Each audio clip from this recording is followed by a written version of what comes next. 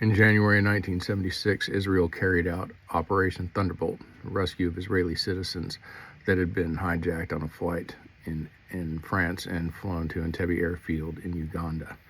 Um, in April of 1980, the U.S. forces attempted Operation Eagle Claw, the rescue of American hostages being held by a terrorist Muslim student group that had stormed the American embassy in Tehran.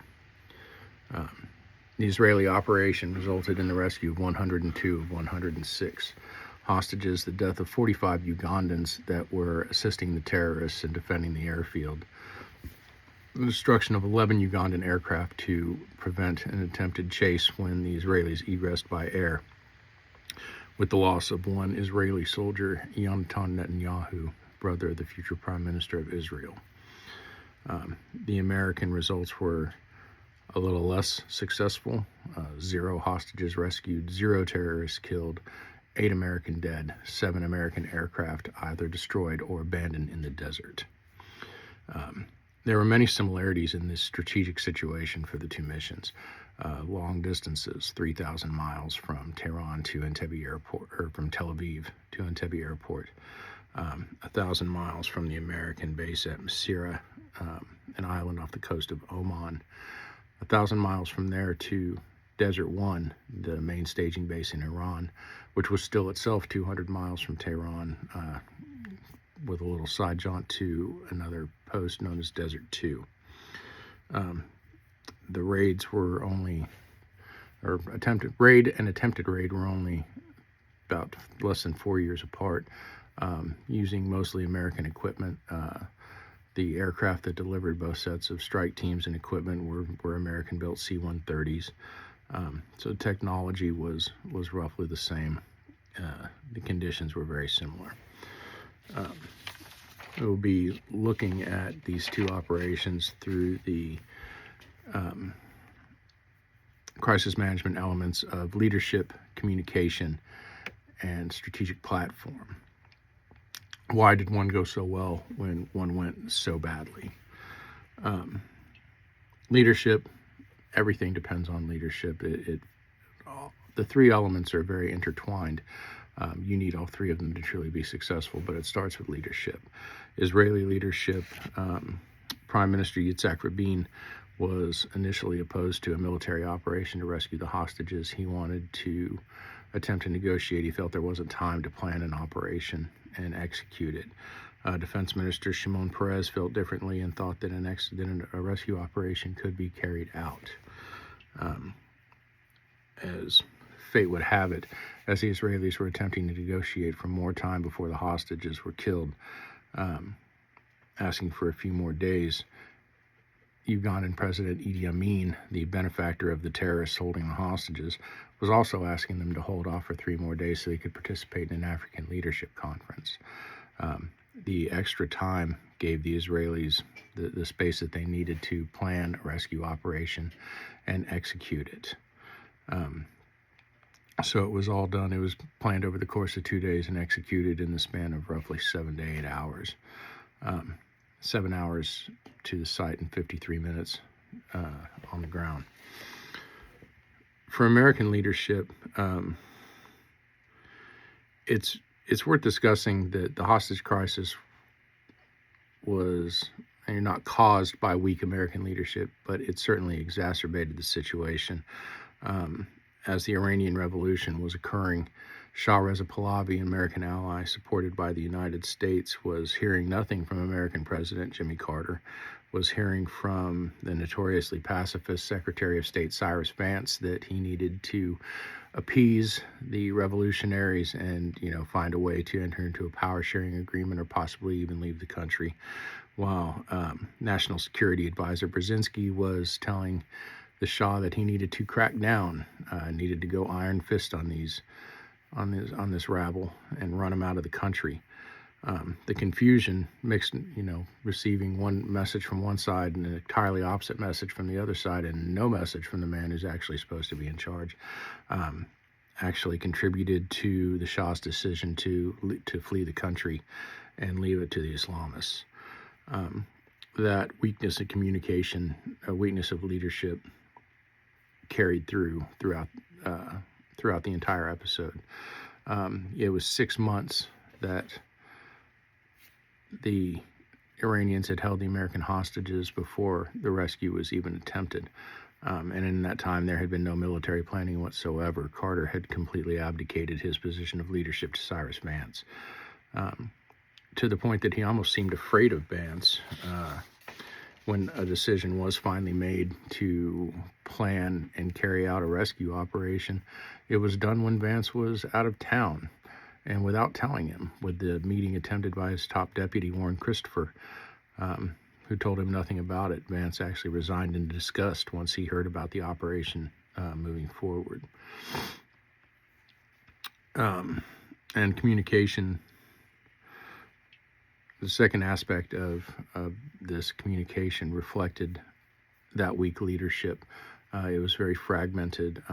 The American plan was overly complicated and unnecessarily involved every branch of service, which led to poor communications in the field. The Israelis were as crisp in communication as they were in leadership.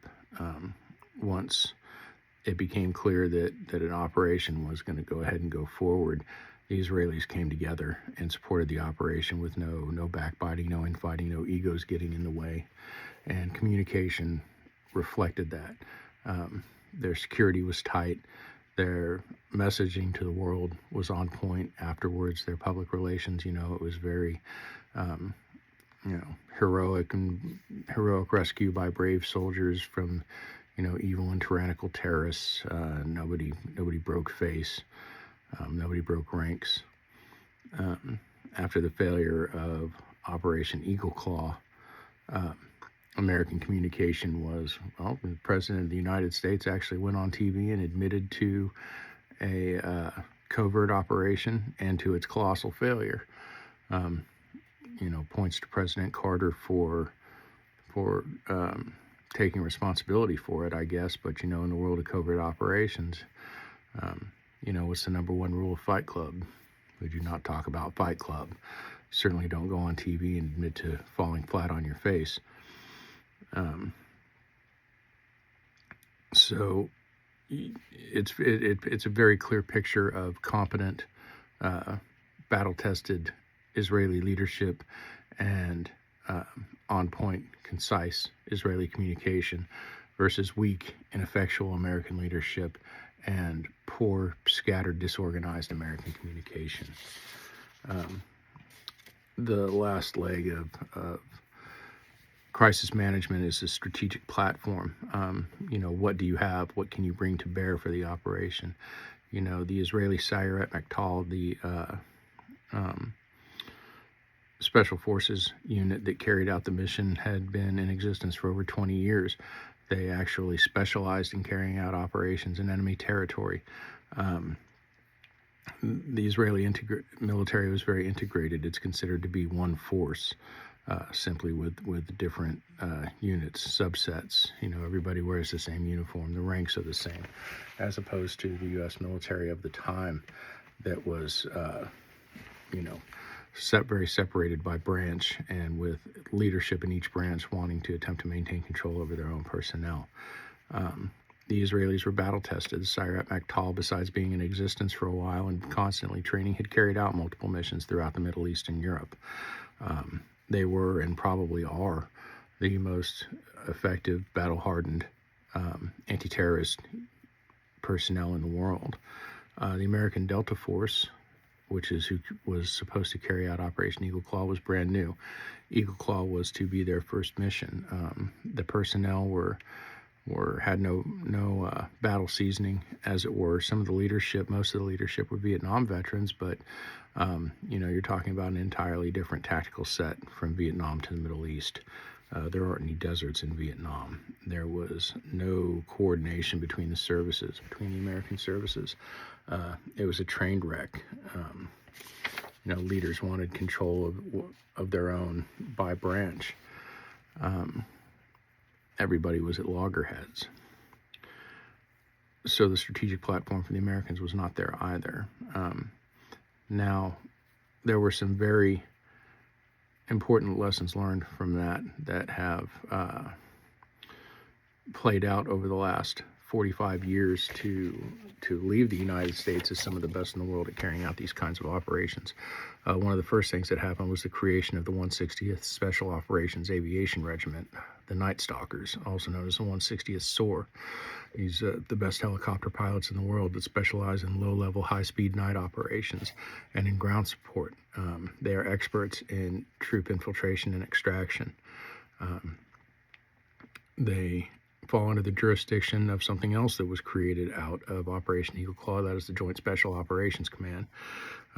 JSOC exists to write the book on these special operations, to plan for equipment, to plan for communications through the Joint Communications Unit of JSOC, which exists to integrate communications on the battlefield amongst special operations forces.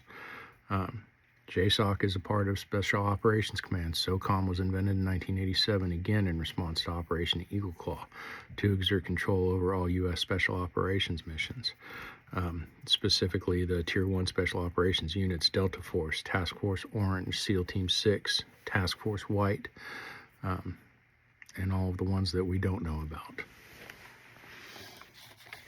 So there were some very important lessons learned that came out of the failure of Operation Eagle Claw. But in that moment, it was very clear that the United States was in over its head. Weak leadership, bad communications, no strategic platform. When contrasted with the Israelis, who had very strong, battle-tested leadership, outstanding communications, and a platform that allowed them to execute missions anywhere in the world.